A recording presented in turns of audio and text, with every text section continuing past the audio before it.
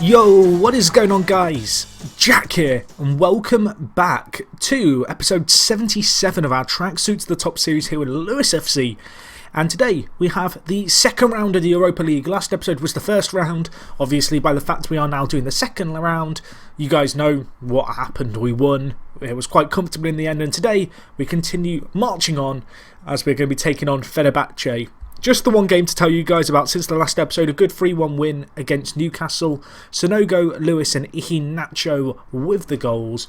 And that result, as you can see, allows us to maintain our 4th place with a pretty nice cushion over the teams behind it. Still not super comfortable with 10 games left, but it's a good position to be in nevertheless.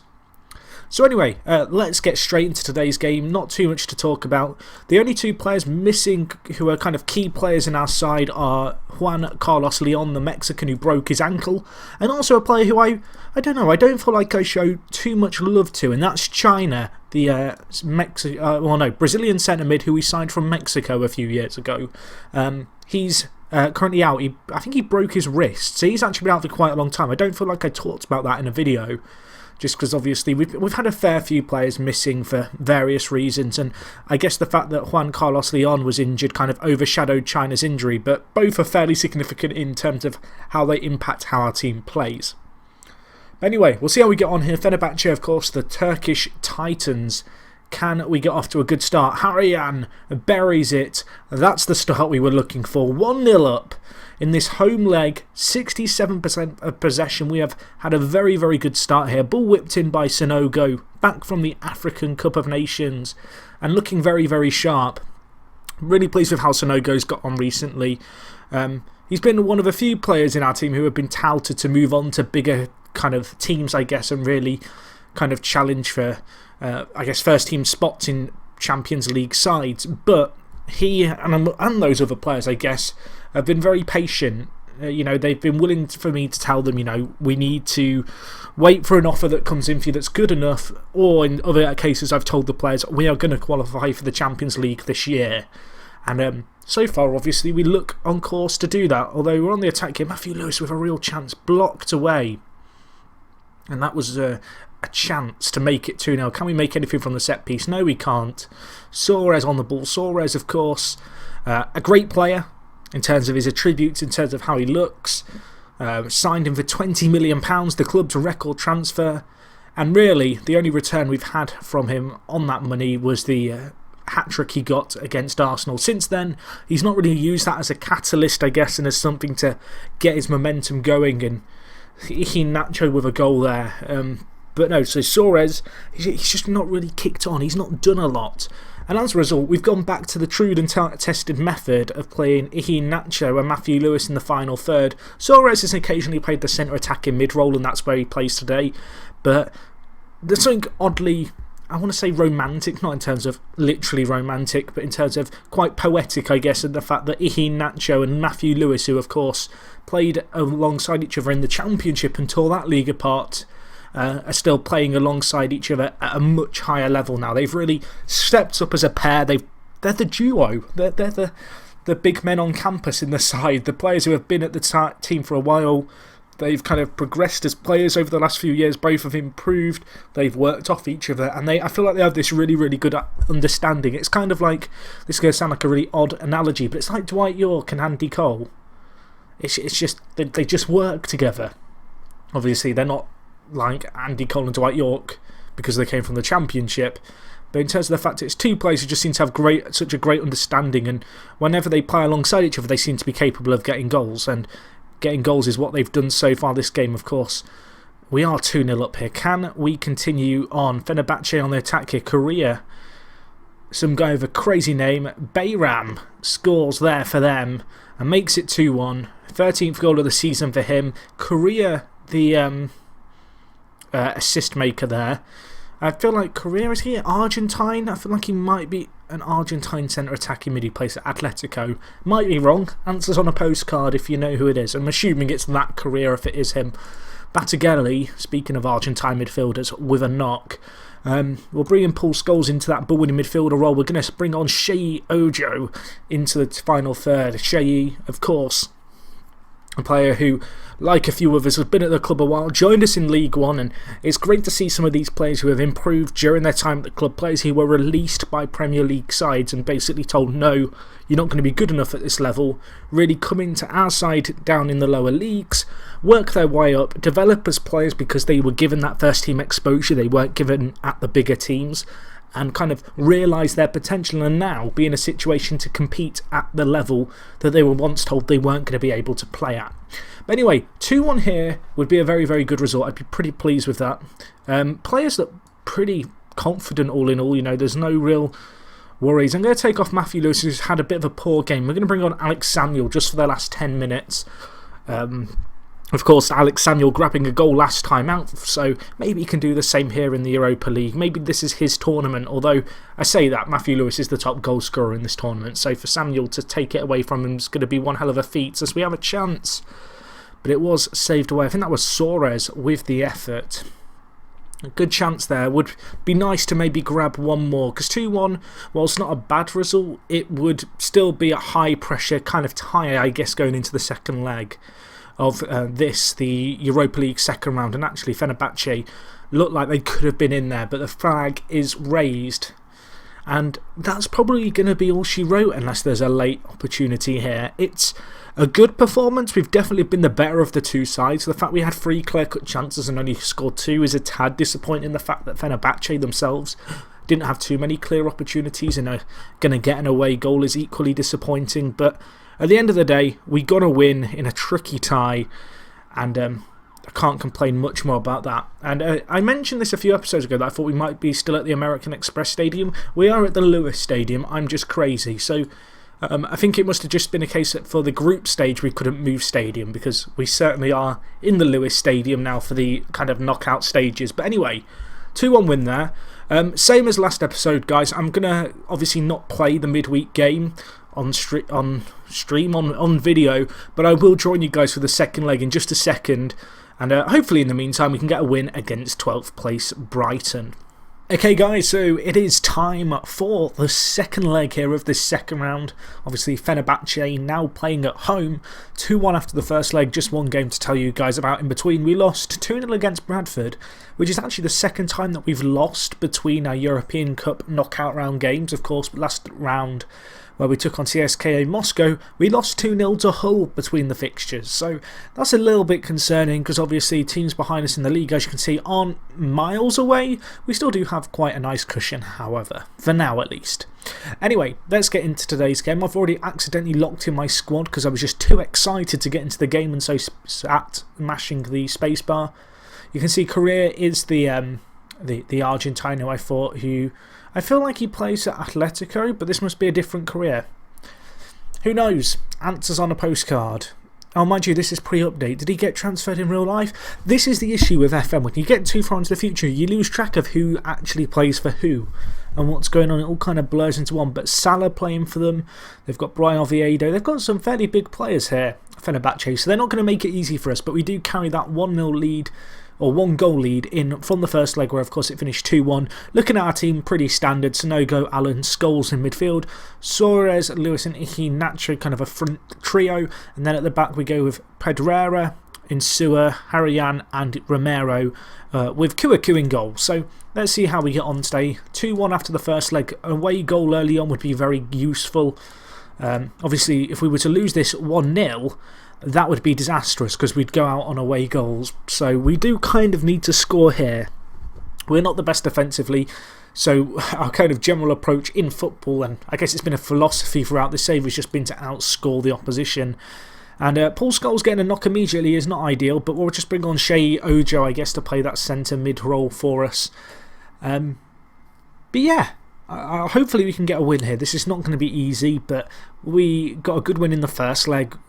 We've got some good wins in kind of the European Cup this year after a rocky start in the group stage. Of course, to beat CSKA in Moscow in the previous leg was amazing, and hopefully more of the same, really. Looking at the stats early on, not a lot happening, you'd have to say, 30 minutes in. Very few chances either way. Not necessarily the worst thing in the world, but Fenerbahce having a little bit more of the ball. They are having some chances, as are we. But a lot of our shots coming from range, and they have had the 1/2 chance. But anyway, looking at the clock ticking away, a good start. Although Fenerbahce on the attack here, so this could be our first real test. Maybe Kouakou going to be tested in goal. Build-up play here by Fenerbahce. Korea hits it. Kouakou with a nice little save there. I don't think it was going in, but well held by the Ivorian. And well, the question is now really, was that the highlight or is there more to come here? As we are on the attack, Sonogo wins that ball in the air. Soares, Sheyi Ojo, what a ball that is to Matthew Lewis, who hits it, and that is a good save by Avci in goal. The giant between the sticks for them, the Turkish international with a good save. And we continue to build up some pressure, but that was the first clear-cut chance of the game coming our way, and Matthew Lewis not able to find the finish there, which is concerning, although Soares here with a nice little run. Good tackle, however, and that is probably going to be the breakdown of that attack, and it is. And it's looking like at half-time it's going to be 0-0. So at the moment we'd be going through, but one goal either way could have a big impact on the game. I guess not so much for us, because even if we score or don't score, kind of, it doesn't really make a difference, regardless of how this goes. Well, I guess it does make a difference, actually. I was going to say it doesn't make a difference, but it kind of does, because if we don't score, Fenerbahce only need 1, whereas if we would score, we need 2. And if Joe Allen has just got himself sent off, which I know he has, and I've got my eyes closed and I don't want to open them because I know what I'm going to see. Oh, Joey boy, why? Right, I guess I should open my eyes and actually manage. Juan Carlos Leon is on the bench, but he only has 79% condition. But I think I'm going to have to play him, because yeah, I am going to have to play him. I don't really have an alternative centre mid, unfortunately, so that's the system we're going to go with. So going with Juan Carlos Leon and Sonogo in midfield, of course. Carlos Leon been out with a broken ankle, back in the squad today, not 100% fit, didn't want to rush him back in, but he is going to have to last 45 minutes in this second half, and he's going to have to work very, very hard, as we are down a man, and I am going to be relying on him and Sonogo to just really work as hard as they can. And now Matthew Lewis gets injured. This is all going horribly wrong all of a sudden, right? Hopefully that's not a long-term injury as well. That would be absolutely disastrous for us. Anyway, I'm going to drop a little bit deeper, and we're going to play more direct. Just kind of maybe bait up Fenerbahce, but this is going to be tough now. You know, down to 10 men, we've lost our lead scoring man, and we have half an hour here to try and defend well and maybe grab a goal if possible. We don't have the best defensive record. We've never had the best defensive record, really, so a clean sheet here is probably going to be vital in getting the result. That said, Fenerbahce on the attack. Initial effort blocked, but ball not fully cleared. Mohamed Salah here. Is it Mohamed Salah? Salah. We'll just, I'm assuming it's Argent. It doesn't matter. It doesn't matter. His name's Salah Jack. I don't know what his first name is. I feel like it begins with an M. But the chance goes wide, and we live to fight another day. But looking at it, time is against us. Fenerbahce definitely been on the front foot here, and they've got a set piece. Paterk, squeezed in. Kouakou in goal, just not able to make the save, and now we are out if this finishes as it is right now. So we've now got to go on the attack and try and actually get the win. We need a goal. One goal wins the game for us. If we were to concede one more, one goal gets us a draw. Basically at this point we have to score. If we score and we concede one, we're still in it. If we score one, we win, and it's as simple as that. So we're going to play more attacking. We've got to go for it at this point. There's no two ways about it, really. And so wing backs are going to support. We're going to play with both our midfielders in the centre, playing a lot more attacking. We're going to try and close down as much as possible. But this is tricky. Down to 10 men, we need a goal from somewhere. We've been on the back foot for most of this second half. It's probably going to take a miracle, but with 5 minutes left, there is going to be a chance or two, you'd feel, either way. As now, Fenerbahce don't have the ball, of course. We are inviting a little bit of pressure onto ourselves. You know, there's always the risk of now being countered upon by the way we're playing, and they're on the attack here. Kouakou with a good save. It would have been an incredible goal there for Fenerbahce, but the long speculative effort was saved quite comfortably in the end. Although Fenerbahce now on the attack again. Paterk plays in Saunders. Great save by Kouakou again. These saves, I don't want them to be in vain, but there's an air of kind of... what's the word? There's just an air of kind of... I don't know really. It kind of just feels like it's all going to be in vain, I guess. Although we are on the attack here. Ojo, Pedrera, can you whip it in? Ball in, Nacho offside. And we're throwing men forward at this point. We desperately need a goal, but with 3 minutes left, time is ticking away, and unless there's going to be an incredibly late goal here, we are going to go out in disappointing fashion. You know, 2-1 after the first leg, things were looking good. However, this leg's been hard on us, and Joe Allen getting sent off, and now they almost score again. The ball will be just about cleared to make the scoreline seem slightly more respectable, as we are going to go out on away goals. But yeah, the Joe Allen sending off was obviously nightmarish. That has single-handedly really kind of changed this tie. We had to go on the back foot. Fenerbahce used the man advantage, you'd have to say, and they played a lot better than us in that second half, and we just couldn't quite match them. And it's a shame to go out on the away goals rule, but at least it gives us a chance to shift our attention, I guess, onto the league, which is the only competition we are still in. So that's a shame. We do get a little bit of money in the bank. I've not really talked about the money in the bank, but so you guys can see it here. We're in a weird situation, actually, where the club is pretty much making it what it needs to make to stay afloat. It's kind of odd, because usually in FM you seem to be making money or not making money, whereas right now the books are pretty balanced. Like, that is a very straight line for a club in Europe and a club of our kind of size. So I'm quite pleased with that. But anyway, looking at the team, just a quick little squad recap, I guess. You can see what's going on. Matthew Lewis, the 7.5 average rating, obviously the highest average rating in the side. He's got 42 goals in 42 games and 12 assists. Elsewhere, Nacho doing well with 12 goals. Manuel Jesus, who unfortunately for us wasn't in our Europa League kind of squad. He's not played so much recently, but when he has played, he's been quite a big player for us this year. Suarez is doing better now recently, 5 goals in 20 and with 7 assists. Slowly picking up perhaps a little bit of form. His injuries really have hit him hard. Snogo performing well too. Insua, who of course came in on loan, has done a pretty good job for us from Barcelona. Obviously came in for £1.2 million, which is quite a big fee for a loan, but in 22 games he's averaged a 7.16 average rating, which is pretty decent. Good news is that Juan Carlos Leon is coming back from injury. Obviously he broke his ankle, but he's on the verge of a recovery there, and China too, not far away from fitness, and Batagelli. So we have got some real quality coming back into the side. I'm looking forward to having these players fully fit, and I'm hoping that for the remaining games of the season they're really going to be a driving force in our side. So anyway, that's going to wrap things up from me. I think the next episode is going to be the game against Manchester City, and then following on from that we will probably do an end of season live com. It may just be the Stoke game. We'll kind of see where we are in the table come the end of the year. The game against Man City is going to be quite a big one because they're only just ahead of us, but looking at the league table, we have a little bit of breathing room on the teams kind of chasing us. Matthew Lewis is still the top goal scorer, Joe Allen's still up there on the assists. And yeah, that's going to wrap things up from me. If you've enjoyed this video, guys, please smash the like button. Unfortunate that in Europe we're going to go out in the second knockout round of the Europa League, but not necessarily the worst kind of introduction to European football, I guess.